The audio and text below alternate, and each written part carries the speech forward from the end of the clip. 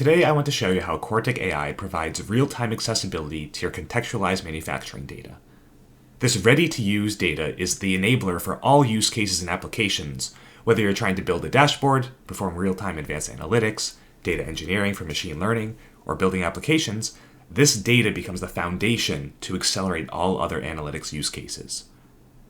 Often simple visibility and analysis provides great value, but it's hard to create this context and make it available robustly and at scale without a lot of effort. And even with numerous manufacturing DataOps and platforms out there, many of them do a good job of addressing the equipment and physical context, but overlook areas such as the product and process context, which is often critical to a lot of valuable applications such as throughput and quality analysis. I'll often hear comments like, "I know I have a quality problem, but getting the data takes too long before I can even begin investigating the issue." And even when you do stitch together this data, doing it once to solve a problem, it needs to be done easier, faster, and in a repeatable manner so anyone can use the results, not just data engineering experts.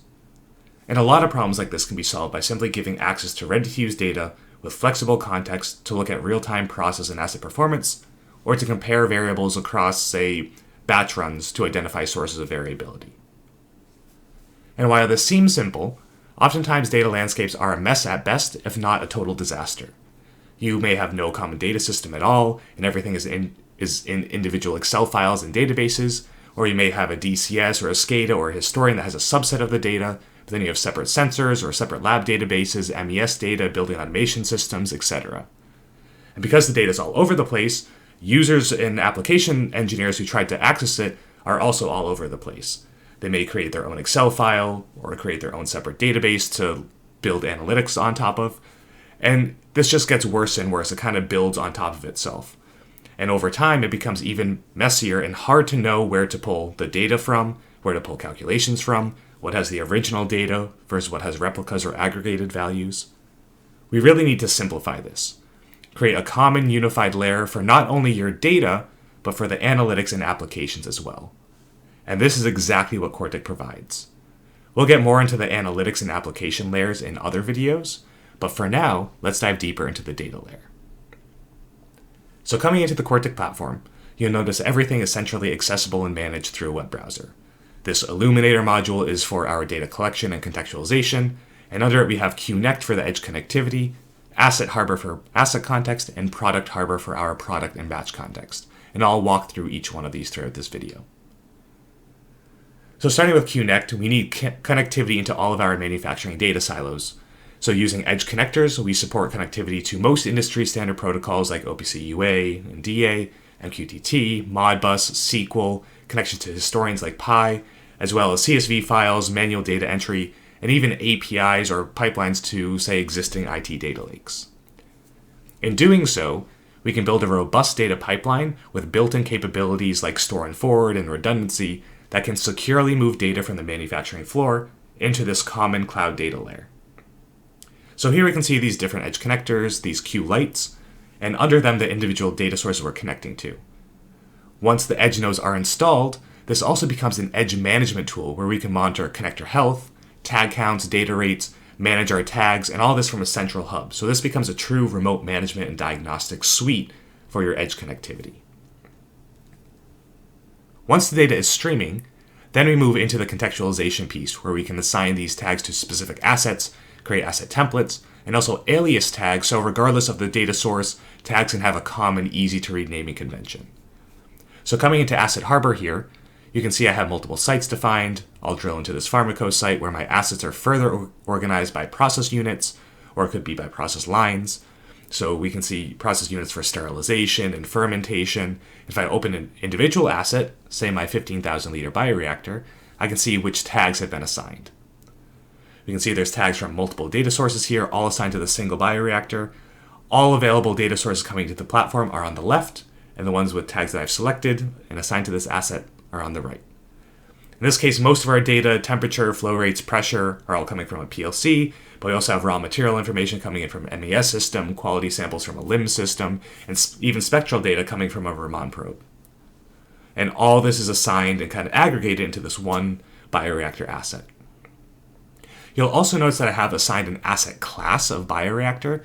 This serves as a template so I can construct my data model for what a bioreactor should look like in terms of data points and aliases, and then reuse this template for all of my similar assets. This makes it faster and easier to scale, and also ensures consistency across all my similar asset types. So when I go to build dashboards, reports, or machine learning models, I can rapidly deploy across all instances of a specific asset class because I know the data structure is going to be similar. So now that the assets are created and assigned, I can now use this throughout the rest of the platform. So if I come into my self-service analytics here and ad hoc trending tool, I can browse that same hierarchy of site, process unit, and asset. I can see all my tags in one place, and then I can simply drag and drop these tags, add them to a trend, and start visualizing and analyzing my data. I can also begin to overlay simple batch context, things like a fermentation phase to see where fermentation starts and ends, and in between I can see things like my pH and temperature changing drastically during a cleaning phase.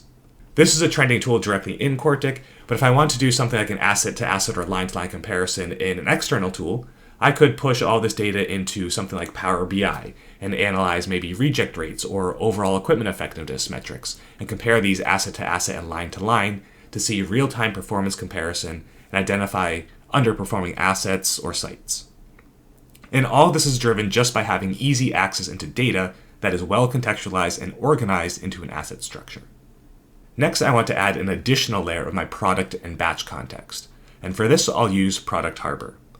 So opening this module, I can see all my products on the left, and then selected my AMAP product, I can see any recipes I have, and then any batches that I have that have run using this recipe.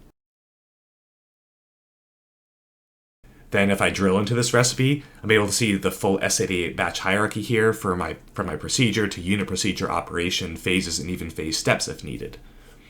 As for creating this batch context, there's a lot of flexibility here. If you already have it defined in a system like a MES system or a batch execution system or even Pi event frames, we can connect into those existing systems and automatically pull the batch context from those. There's no need to re-engineer or redo that work. If you don't have one of those systems, we can also use something like a batch phase tag coming from a PLC. So in this case, we can see this fermentation phase starts when the phase tag equals 5 and ends when it transitions to 6. If you don't have that, we can also build in multi-row logic, so something like when a valve opens, tank weight goes above a certain level, and my agitator is running, that indicates the start of a fermentation phase. We can even use a classification machine learning model to take in all your process variables and based on those variables, identify what phase the process is currently running in.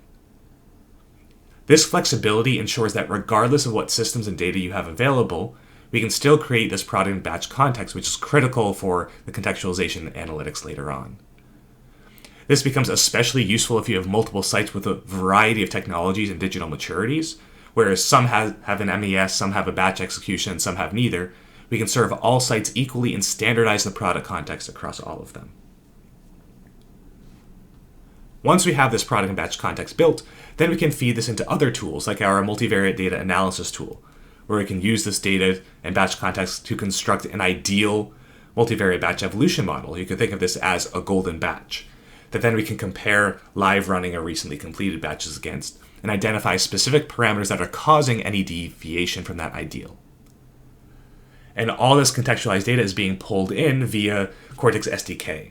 So while we're using an off-the-shelf Quartic product here, you can build your own models or your own applications using the same data foundation as well, just as easily.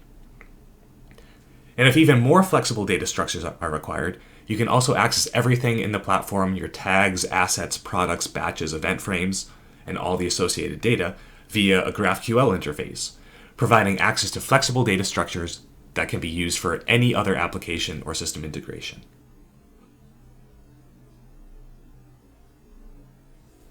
And there's so much more that both the asset and product context enables. Applications like predictive maintenance, predictive quality, real-time optimization, or even closed-loop control.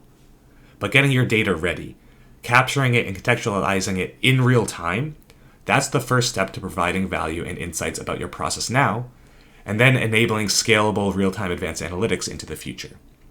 Again, you don't even necessarily need to get into the analytics side of things. There's so much value just in the data and the context and putting that in the hands of your smart people.